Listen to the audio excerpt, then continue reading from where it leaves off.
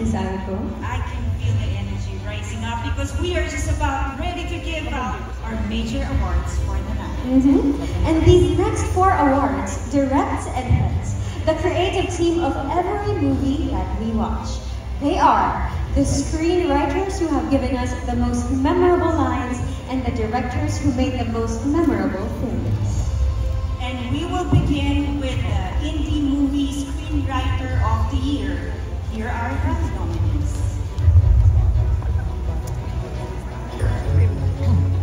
Dustin Celestino.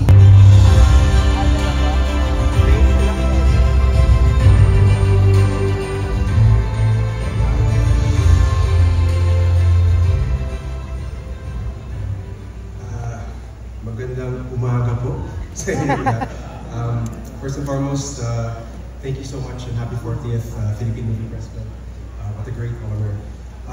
Very special po sa amin ang location po na ito dahil dito po sa Ateneo nagsimula ang Gumburza. Kaya nagpapasalamat po kami sa GESCO, sa GESCO Communications, Father Nono Alfonso, Paul Mangilog Satarin, Ernestine Tamana, and Father Ro Atiliano for really spearheading this film.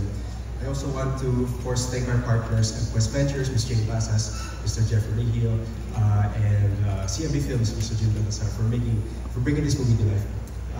I share, of course, this award to our cast, Mr. Cedric Juan.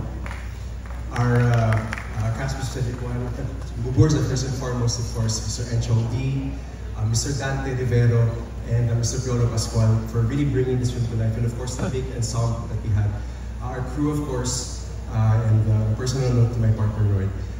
But again, Gumburza is a film that was a labor of love for so many of us. And so I really share this with our whole team and of course with the Filipino people. So in addition to that said.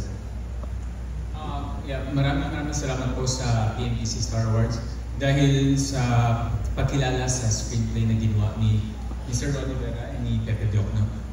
Feeling ko po sa paggawa ng isang screenplay, ang pinakamahalaga ay kung ano yung mensaheng tatawid sa mga manonood dahil at the end of the day, kung ano po yung pinakamaiintindihan ng general audience natin. And from the very first time that I read the script, alam ko na ang pinakatatawid sa kanila ay kung paano gigising ulit yung pagiging Pilipino natin na sinimulan ng Tatlong na ito.